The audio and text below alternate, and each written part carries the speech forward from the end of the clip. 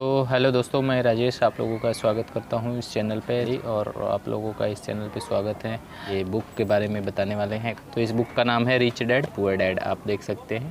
तो ये rich dad poor dad book है और इसको मैं पढ़ा काफ़ी मतलब 2-3 बार तो पढ़ चुका हूँ और ये लास्ट में भी पढ़ रहा हूँ।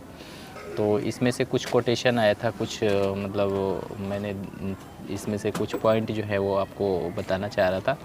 तो चलिए स्टार्ट करते हैं। इसमें बताया गया है कि ये सबक जो है छः सबक के बारे में बताया गया है। ये 6 सबक क्या है, इस 6 सबक के बारे में हम थोड़ा सा आज डिस्कस करने वाले हैं। ये बुक काफ़ी अच्छी है, ये नॉलेजेबल बुक है, ये पर्सनल फाइनेंशियल के ऊपर काफ़ी अच्छी बुक है और हम चाहे तो इसके बारे में सीख सकते हैं, पढ़ सकते हैं और जानकारी अच्छी खासी जो ये पहला, अमीर लोग पैसे के लिए काम नहीं करते। तो अमीर लोग जब पैसे के लिए काम नहीं करते तो फिर क्या करते हैं? तो इसमें इन्होंने बताए गए हैं कि अमीर लोग पैसे के लिए काम नहीं करते बल्कि पैसा उनके लिए काम करता है। अब वो पैसा उनके लिए कैसे काम करता है, या तो पैसे को वो बिज़नेस में लगाते हैं या वो इन्वेस्ट करते हैं। तो अमीर लोग जो है पैसे को नए नए बिज़नेस क्रिएट करते में लगाते हैं या फिर उस पैसे को इन्वेस्ट करते हैं, जैसे कि स्टॉक में या गोल्ड में या म्यूचुअल रियल एस्टेट में। ये पैसे के इन्वेस्ट करते हैं और वो पैसा उनका और पैसा बनाता है। तो इसमें उन्होंने ये बताए हैं कि पैसे के लिए गरीब और मध्यम वर्ग के लोग यानी मिडिल क्लास लोग पैसे के लिए काम करते हैं और अमीर लोग पैसे के लिए काम नहीं करते हैं। गरीब क्लास के लोग जो होते हैं वो पैसे को कमाते हैं, फिर उसको खर्चते हैं, वो पैसे के लिए काम करते हैं। और इसमें इन्होंने ये बताया है कि अमीर लोग पैसे के लिए काम नहीं करते बल्कि पैसा उनके लिए काम करता है। वो पैसे को अच्छी जगह पे इन्वेस्ट करते हैं जहाँ से उनको और इनकम आता है, फिर उस पैसे को इन्वेस्ट करते हैं जहाँ से उनको और इनकम होता है। तो इसलिए इन्होंने बताए हैं। दूसरा पॉइंट इन्होंने बताया है कि पैसे की सब सिखाया जाना चाहिए।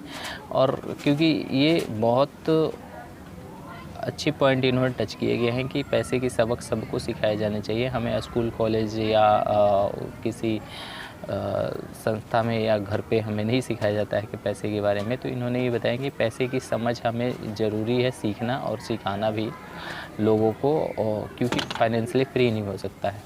तो इसलिए पैसे की समझ होनी चाहिए। अगर हम पैसे को सही यूज़ कर रहे हैं, सही जगह लगा रहे हैं, सही जगह इन्वेस्ट कर रहे हैं, सही काम के लिए यूज़ कर रहे हैं, तो वो पैसा हमारे लिए और पैसे बनाकर दे सकता है।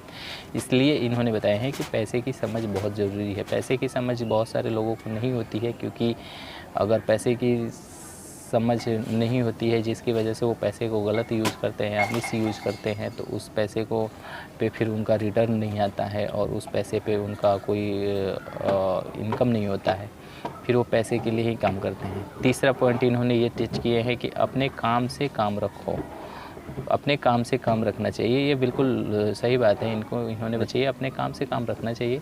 काम से काम के मतलब ये नहीं कि हमें मतलब चाहिए, काम से मतलब कि हमें अगर किसी से उतनी ज़रूरत है जितने ही हम अपने काम को वैल्यू दें, अपने काम को करें, उससे ज़्यादा ना उससे कम। चौथा पॉइंट इन्होंने दिया टैक्स का इतिहास और कॉरपोरेशन की ताकत।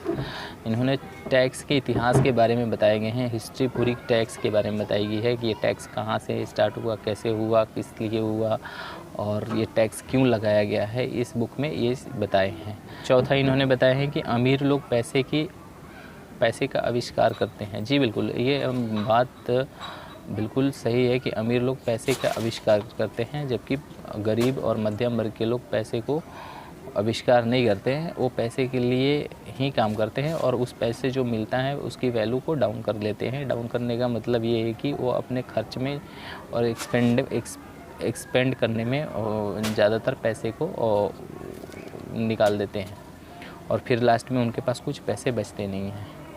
और छठा सबक इन्होंने दिए हैं कि सीखने के लिए काम करें, पैसे के लिए काम ना करें।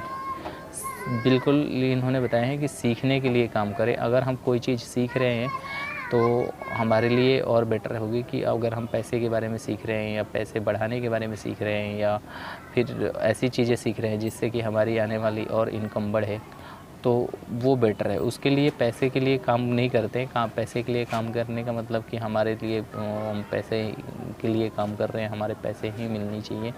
तो इसमें काफ़ी अच्छे से डिटेल में बताए हैं इस बुक में। तो इस बुक में संक्षेप में बताया गया है और आप देख सकते हैं इस बुक में ये बताया गया है अभी संक्षेप में कि कॉरपोरेशन के मालिक अमीर लोग, कॉरपोरेशन के मालिक अमीर लोग क्या करते हैं? सबसे पहले अमीर लोग अपना कमाते हैं, कमाने के बाद उसको खर्च करते हैं, फिर बचे हुए पैसे पे टैक्स चुकाते हैं। इस बुक में ये काफ़ी अच्छे से बताए हैं रॉबर्ट कियोसाकी ने कि पहले कमाते हैं, इनकम करते हैं, इनकम के ऊपर अपना जितना खर्च होता है वो खर्च करते हैं। जैसे कि किसी ने बिज़नेस किया और बिज़नेस में जो भी एक्सपेंसेस है उसके ऊपर खर्च करते हैं और खर्च करने के बाद अगर कुछ पैसे बचते हैं उस पे टैक्स देता है और उस टैक्स को चुकाता है और उस टैक्स पे गवर्नमेंट को टैक्स देता है। लेकिन वहीं पे दूसरी ओर इसमें बताया गया कॉरपोरेशन के लिए काम करने वाले कर्मचारी क्या करते हैं? तो काम करने वाले कर्मचारी कमाते हैं, फिर उसके ऊपर टैक्स चुकाते हैं और फिर बचे हुए पैसे को खर्च करते हैं। तो ये एक फ़र्क काफ़ी मतलब डिफरेंस है कि जो पैसे के लिए काम करते हैं और जो अमीर लोग हैं वो बिज़नेस के लिए जो काम करते हैं वो पहले अपना कमाते हैं, कमाने के बाद वो अपने बिज़नेस में जितना भी एक्सपेंस है, जितने भी खर्चे हैं उसको पहले चुकाते हैं, उसके बाद वो जो बचे हुए पैसे होते हैं उस पे टैक्स देते हैं। वहीं दूसरी ओर जो कर्मचारी हैं, जो काम करने वाले हैं, वो पहले कमाते हैं, फिर टैक्स चुकाते हैं, फिर बचे हुए पैसे को खर्च करते हैं वो अपने घर के लिए, फैमिली के लिए, परिवार के लिए। तो ये एक बड़ा फ़र्क है और इसको समझने के लिए इस बुक को आप चाहे तो पढ़ सकते हैं और ये काफ़ी अच्छी बुक है। और इसमें जैसे ही मैंने पढ़ा था, ये करीब पहली बार पढ़ा था, तो मेरे जो दिमाग के है वो काफ़ी ज़्यादा समझ में आने लगा था कि ओके ये तो काफ़ी मतलब अच्छी बुक है पर्सनल फाइनेंस के ऊपर। तो हमें पर्सनल फाइनेंशियल के ऊपर ये बुक को ज़रूर पढ़नी चाहिए और मैं पढ़ चुका हूँ, एक से दो बार पढ़ चुका हूँ और मैं जब भी टाइम मिलता है मुझे, मैं जब भी फ्री होता हूँ तो इस बुक को ज़रूर पढ़ने की कोशिश करता हूँ, समझता हूँ। इसमें डिटेल में बताया गया है। इसमें एक और चीज़ बताया गया है कैश फ्लो क्वाड्रेंट के बारे में, जो कि हमारे कैश फ्लो जो होती है कि एक गेम है, उस कैश फ्लो के बारे में बताया गया है। वो गेम ऑनलाइन भी है, ऑनलाइन मैंने खेल चुका हूँ इस गेम को और काफ़ी अच्छा लगता है उस गेम को खेलते हुए और मैं उसके बारे में भी एक वीडियो बना करके अभी अपलोड करने वाला हूँ इस चैनल पे। तो उस गेम में भी बताया गया है कि अगर हम नौकरी कर रहे हैं या कुछ काम कर रहे हैं तो उसके साथ साथ में अपने कैसे एक्स्ट्रा इनकम जनरेट कर सकते हैं और उस एक्स्ट्रा इनकम को जनरेट करते करते एक दिन वही इनकम काफ़ी बड़ा हो जाता है और फिर हम फाइनेंशियली फ्री हो सकते हैं। तो वो छोटा सा गेम है, करीब 15 से 20 मिनट तक उसमें लगते हैं उस गेम को और उस गेम के बारे में भी मैं वीडियो अपलोड करने वाला हूँ अपने चैनल पे।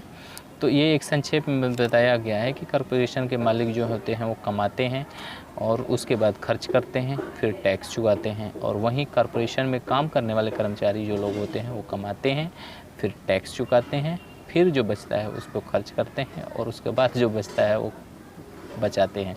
तो उसके बाद तो कुछ बचने की तो उम्मीद ही नहीं होती है कि बचेगा, फिर खर्च करने में ही सारे पैसे ख़त्म हो जाते हैं। तो ये एक छोटा सा पॉइंट है।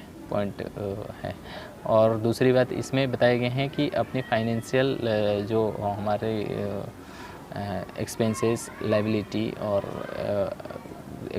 लायबिलिटी के बारे में बताया गया है इसमें काफ़ी अच्छे से कि कोई भी चीज़ हम अगर ख़रीदते हैं तो वो एसेट्स खरीदना चाहिए, ना कि लायबिलिटी खरीदना चाहिए। अगर हम एसेट खरीद रहे हैं, एसेट वो है, इस बुक में ये बताया गया है कि एसेट वो है जो कि हमारे जेब में पैसा डालता हो और लायबिलिटी वो है जो हमारे जेब से पैसा निकालता हो। अगर हमारे जेब से हर महीने पैसे निकल रहे हैं तो हमारे लिए भी एसेट नहीं है, वो एक्सपेंसेस है, तो लायबिलिटी है। अगर मान लीजिए कि मैं अगर गाड़ी लाता हूँ, उस गाड़ी को घर पे रखता हूँ और वो हमारे लिए कोई एक्स्ट्रा इनकम नहीं जनरेट कर रही है तो वो मेरे लिए लायबिलिटी है। और इसी के बारे में उन्होंने बताया है कि लायबिलिटी को मध्यम वर्ग के लोग और गरीब लोग लायबिलिटी क्रिएट करते हैं, लायबिलिटी बढ़ाते हैं और वहीं अमीर लोग अपने एसेट्स बढ़ाते हैं। एसेट्स बढ़ाने का मतलब कि वो अपने पैसे को ऐसी जगह इन्वेस्ट करते हैं जहाँ से उनको पैसे और आता है और उस पैसे को फिर और इन्वेस्ट करते हैं या बिज़नेस में लगाते हैं जहाँ से उनका और इनकम होते जाता है। तो अमीर लोगों की ये सोच होती है, जबकि गरीब और मध्यम वर्ग के लोगों की सोच ये होती है कि उस पैसे को आया और खर्चने में लगा देते हैं, खर्च करते हैं और फिर उसमें मेल खर्च होने के बाद जो बचता है उसको बचाते हैं।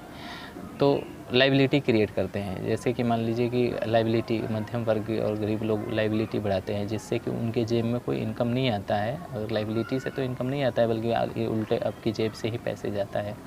तो इसलिए गरीब और मध्यम वर्गीय लोगों के, दो लोगों के इसमें सोच बताई गई है कि गरीब लोग क्या सोचते हैं और अमीर लोग क्या सोचते हैं इस बुक में। इस बुक को अब मुझे लग रहा है कि सभी लोगों को पढ़नी चाहिए, और पढ़ने के बाद फिर काफ़ी अच्छी बुक है, इसको समझिए और आगे सीखें। तो ठीक है, ओके बाय, आज के लिए इतना ही और मिलते हैं नेक्स्ट वीडियो में। Okay bye, thank you so much.